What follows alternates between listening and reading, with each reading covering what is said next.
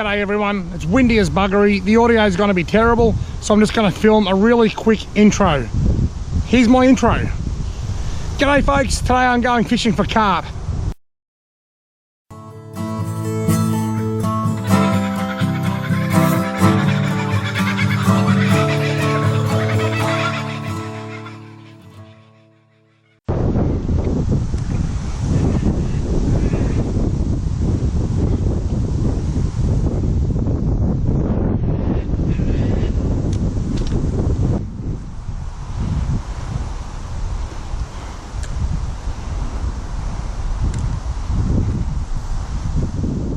I absolutely loathe fishing in the wind.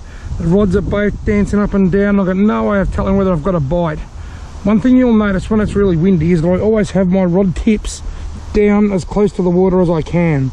Because of the design of this other rod holder, I can't get that one down any lower than it is. That's why I've put that one in there, because it's got the braided line which doesn't catch the wind as much. This one here's got the monofilament line which does catch a bit more wind, so I've got this one down a bit lower. That's a much more secure rod holder with that particular rod, because it's hard to actually get the rod out through the ring at the back. So that's a more secure rod holder. This one could be pulled into the water by a big carp at any given time. The reason I've chosen this particular spot, it's close to home and I like it. I also like this big lagoon. You can see this big lagoon going right up here, like a backwater off the river, I suppose. These areas bask in the sun. They're quite shallow, and carp love these shallow, muddy bottom areas. That's quite a carpy spot, so they'll move along here, in and out of the river, into that little lagoon there. That's why I've chosen this particular spot. You've seen me fishing here plenty of times before, and you've seen me catch plenty of carp here before, and murray cod, and crayfish. But this particular spot here, in this backwater, is more of a carpy spot than anything else. There's a nibble. That was quite a big nibble actually. But take the bait. Ooh, got him. Yeah baby, first carp. The plan has paid off.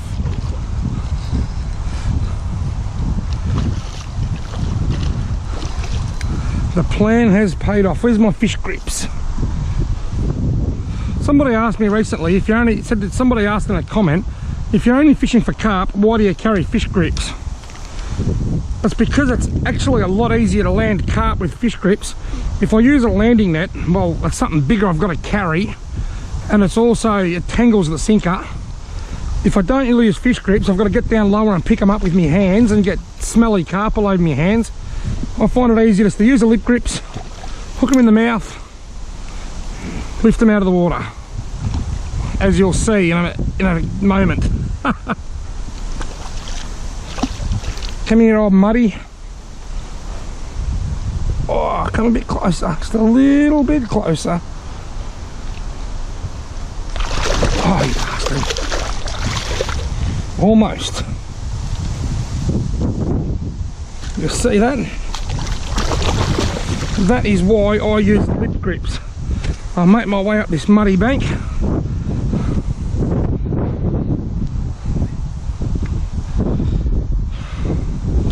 And that is why I use lip grips when I'm carp fishing. It's so much easier to get them up out of the water.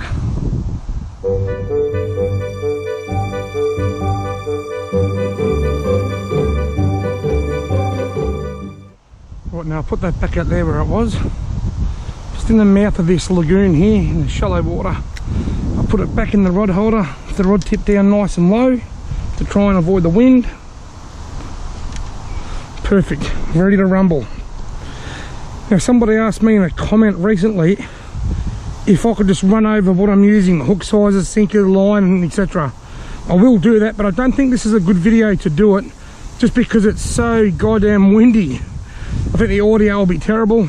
Next time I'm carp fishing or just angling and it's a nice calm day, I'll definitely do that. I'll talk all about the equipment that I use. Here we go, here we go, here we go, here we go. Is this number 2? Yep. Whoa! Whoa, whoa, whoa, whoa, whoa, whoa. This is why I'm using the notice I'm using the anti-reverse and not just the drag. A bit of weight in this fish. Whoa! You can tell when it's a carp because they usually just go straight out to the middle, although they normally come straight up to the surface as well. Yeah, you can tell when it's a carp. It's a bloody trout cod. Oh, famous last words, you can tell when it's a carp. And then I pull it up and it's a thumping great trout cod. I don't think I've ever caught a trout cod on bait like this. Alright, where is my pliers?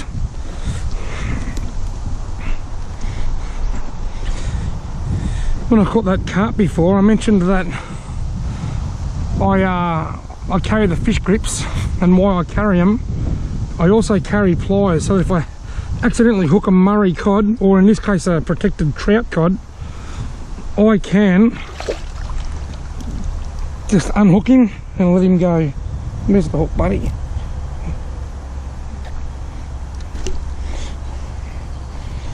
Yeah, mate. You're gonna be fine. There's a bit of mud here. I can't see the hook. He's hooked in the corner of the mouth. There it is. It's right there in the corner of his gob. Sorry, mate.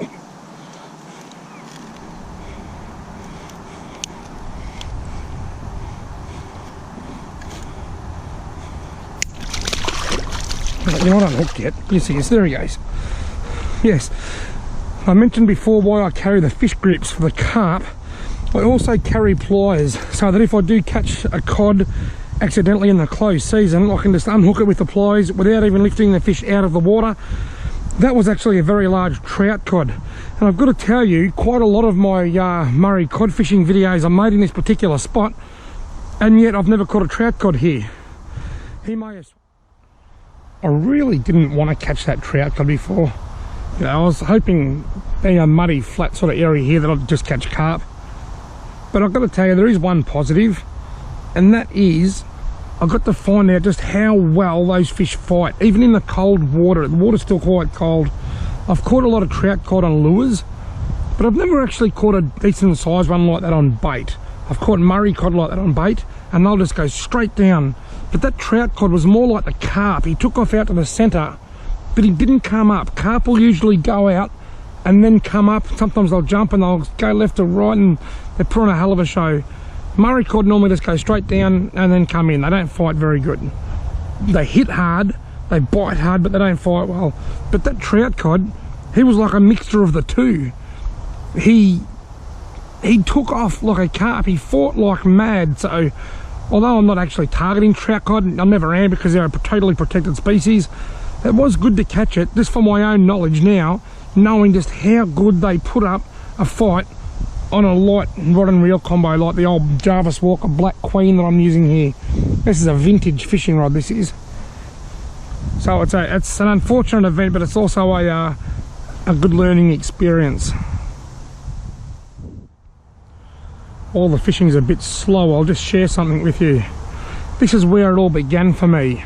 When I was a young kid, my father first brought me fishing. Just down around the corner here, I mean about 200 metres I suppose. I caught my first ever carp down there. I caught my first ever redfin and my first ever cod, all in this area, this particular spot, which is known locally as Targura. When my dad couldn't bring me out here, my neighbours did. Mr. Newey on one side and Jack Peacock on the other side of the road. They used to bring me out here. They've both long passed away. That was back in the early 1980s, possibly even the late 70s when I was a young kid. As a teenager, I'd ride my bike out here. I used to catch a lot of redfin in this particular spot. This particular spot where I actually come now to target carp was a hot spot that I used to come and sit and target redfin. I remember one day catching 2 redfin about 40 centimetres long. They were both 2.5 pound each, right in this very spot, sitting next to this very log. They were building the Hume Freeway over there at the time, and on the way home, the police pulled me over because I had these 2 big fish hanging from my handlebars. They pulled me over just to ask me where I caught the redfin. Nice guys. But anyway, that was back in the early 1980s. Now here I am 30 years later, sitting here as a grown adult and family man with kids of my own that sometimes come out here with me, doing exactly what I was doing then, sitting here bait fishing with a bunch of worms. In that time, I have been married twice, I've been divorced, I've travelled overseas, I've been an investor and owned properties. Life has been one roller coaster full of ups and downs for me. And 40 years later, here I am sitting here, or 30 years later, sitting here in exactly the same spot, doing exactly the same thing that brought me happiness as a young kid. I've seen huge changes to the fishing. Back then, it was all carp and redfin, and that was it. Very few cod. Took me years to catch my first cod. There was a cod of around 4 pound from around the corner there, 4 or 5 pound. I broke its neck, I gutted it. I come up here and there just happened to be a man there fishing with a Polaroid camera. He took my photo, and I've still got that photo somewhere, although it's quite faded. But it was all carp and redfin with very, very, very few cod. Over the years, the redfin have disappeared and the cod have come back. It's just absolutely amazing, and I like to think that in 40 years from now, when I'm in my mid-80s, provided my my health holds out, which at the moment it doesn't feel like it's going to because my throat is sore, but in 40 years from now, I'd like to think that I'll be able to return to this same spot and fish with worms and get the same happiness that I get now and that I got 30 years ago. I wonder if this big old tree will still be here in 40 years time, because I tell you what, it was there when I was a kid. Getting a nibble. Come on. Please don't be a trout, God. Can this be another scaled whale? Let's hope. Still there, he's playing with it. It's just gone really slack. I wonder if he's coming towards me with it. I think he's coming towards me with it. Got him. Please don't be a trout, God. It's a smaller fish, whatever it is. Oh, here we go. It is a scaled whale. You're beauty. I actually, after catching that trout cod earlier, I actually cast my line further up here into the mud flats in the hope that it wouldn't happen again. I've still got this one in. There's only so much room, but that hasn't had a bite, that rod. Hasn't had a touch. Look at the old Black Queen, the old vintage Black Queen fishing rod. Look at it perform. I love this rod. I was using this back in the early 80s when I was coming out here fishing. I seriously was. I'm coming to the same spot with the same rod. Now, where are my fish grips?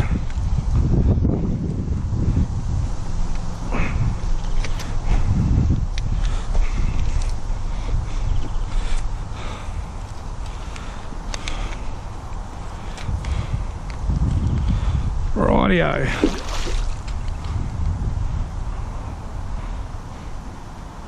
Just tiring him out a little bit, trying to keep him away from that other line so I don't end up with a big tangle. I see my hand on the reel to stop the anti-reverse, to stop it spinning backwards.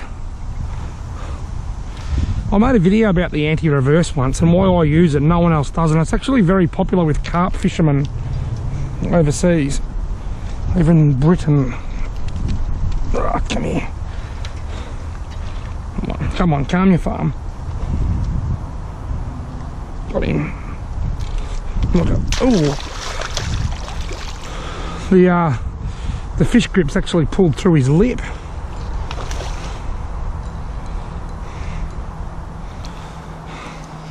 Now it's going to have a big hole in his bottom lip.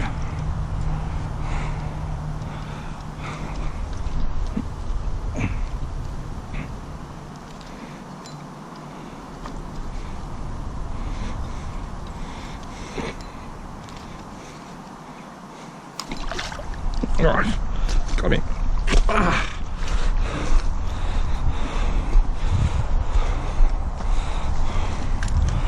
Look at that, eh?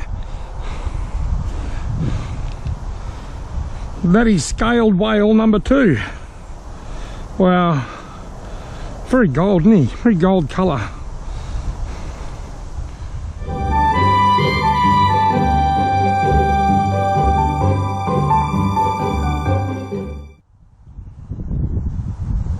I was asked recently what I do with my dead carp.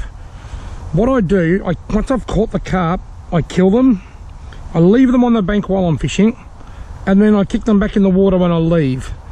The reason I leave them on the bank is just to air them out a little bit, let them dry out in the sun or whatever, just let them decompose a little bit, and then I kick them back in when I leave. I don't like to leave them on the bank because they stink. Just recently I did forget to kick them back in the water, but I don't like to leave them on the bank because they stink.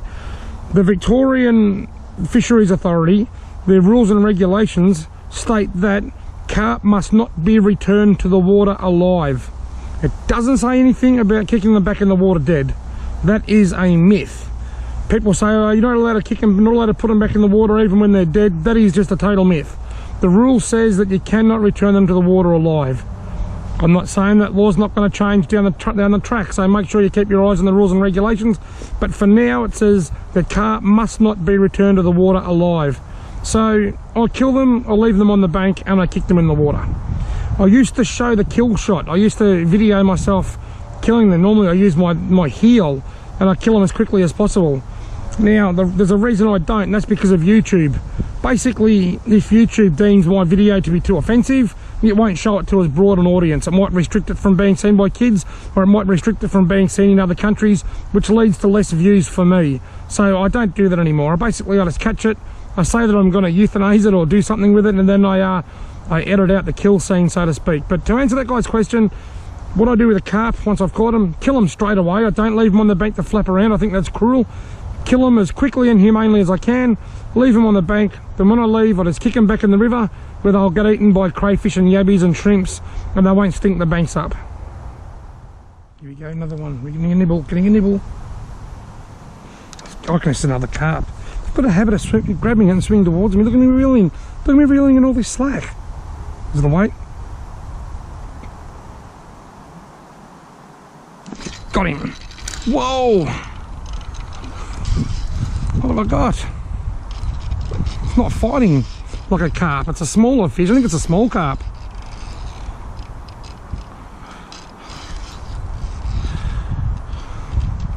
It is a smaller carp. Still quite a decent size though.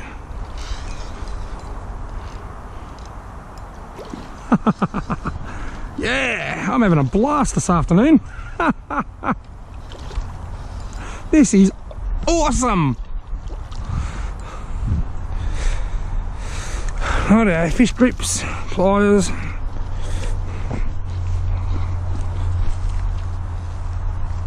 Not as big as the scaled whale that I got last time, but he's still a nice size mud marlin.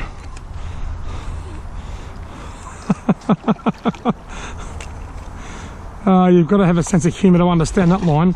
Not as big as the last scaled whale, but still a nice mud marlin. Look at the black queen. I love this rod. So much fun.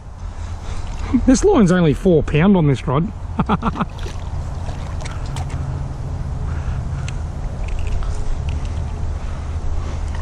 Got to keep my eye on that other rod while I'm doing this, just in case something grabs that. Every single bite has been on the black queen today. It's the 4th fish.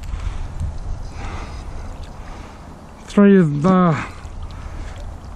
of these mud marlin and 1 trout caught, all on this one rod.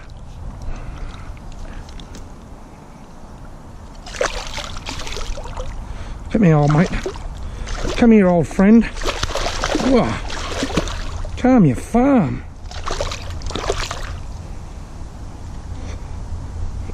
Right. Photo time again. Whoa, he fell off.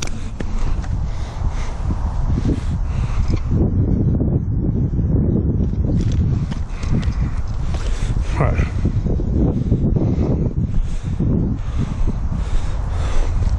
You got all dirty for the photo. You're all dirty for the picky, mate. Where's me hook?